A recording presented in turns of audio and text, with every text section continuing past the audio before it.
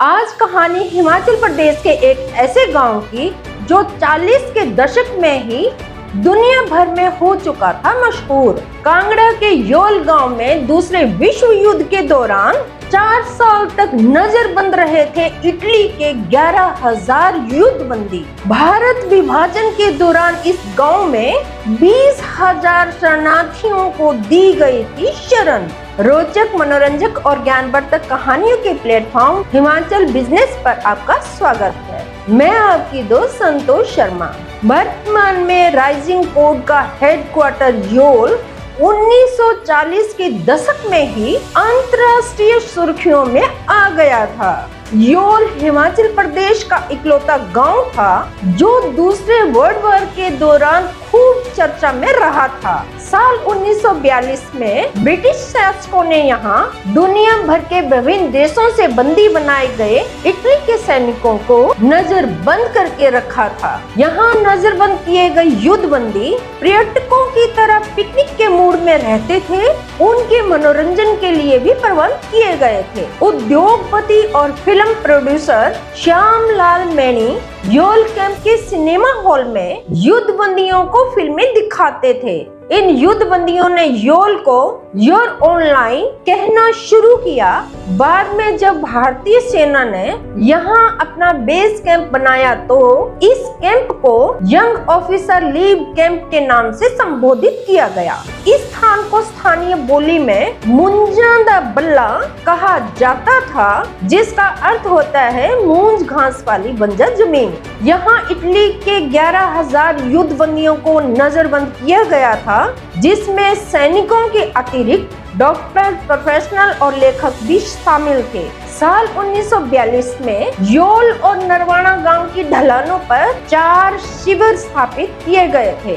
युद्धबंदियों को रखने के लिए यहाँ 770 एकड़ भूमि पर बैरकें बनाई गई थी, जिनमें ज्यादातर लकड़ी का ही प्रयोग हुआ था।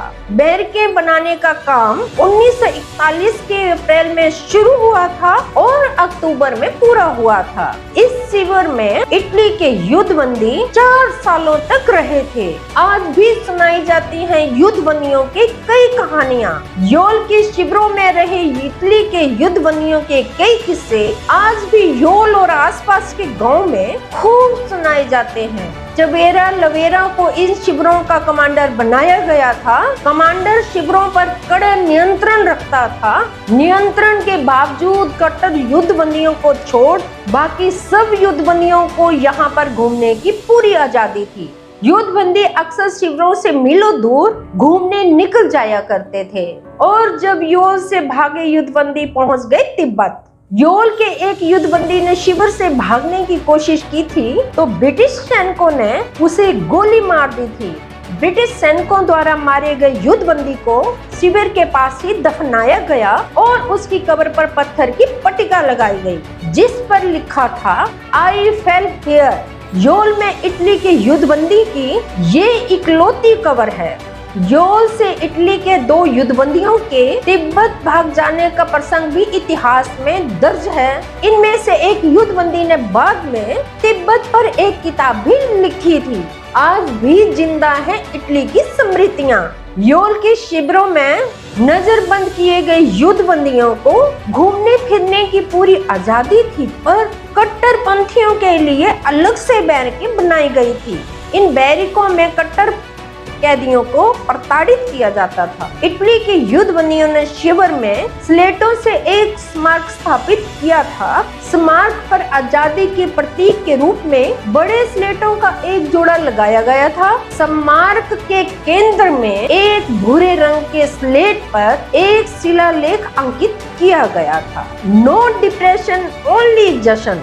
योल में नजरबंद इटली के कई युद्धबंदी स्थानीय लोगों के साथ घुल मिल गए थे और पारिवारिक रिश्ते भी बना लिए थे। कुछ युद्धबंदियों ने जवानी करार कर स्थानीय लोगों से जमीन लेकर सब्जियां उगानी शुरू कर दी थी। भारतीय करेंसी हासिल करने के लिए युद्धबंदियों द्वारा अपने कपड़े और खाने में मिलने वाले फल स्थानीय लोगों को बेच देने के भी कई किस्से सुनाए जाते हैं। स्थानीय बुजुर्गों के अनुसार इटली के युद्धबंदी सेकेंड वर्ल्ड वॉर में अपनी मातृभूमि से दूर होने की पीड़ा में नहीं दिखते थे, बल्कि हर वक्त जश्न के मूड में दिखते थे। और युद्धबंदी शिविर जब बन गए शरणार्थी शिविर।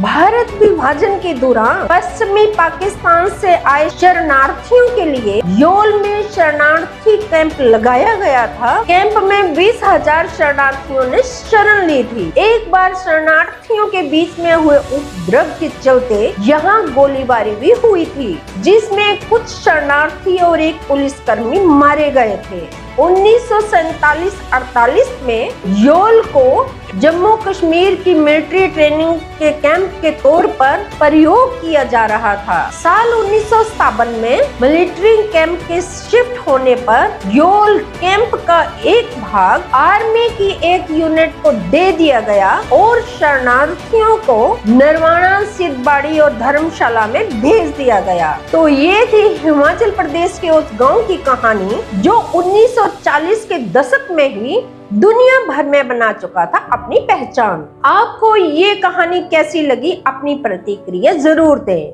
अगर आप इस वीडियो को YouTube पर देख रहे हैं तो हमारे चैनल को सब्सक्राइब करना ना भूलें। अगर आप इस वीडियो को Facebook पर देख रहे हैं तो हमारे पेज को लाइक करें, फॉलो करें। आप हमें Instagram और Twitter पर भी फॉलो कर सकते हैं। ऐसी ही रोचक, मनोरंजक और ज्ञानवर्धक कहानियों के लिए जुड़े रहें हिमाचल बिजनेस के साथ। बहुत बहुत धन्यवाद।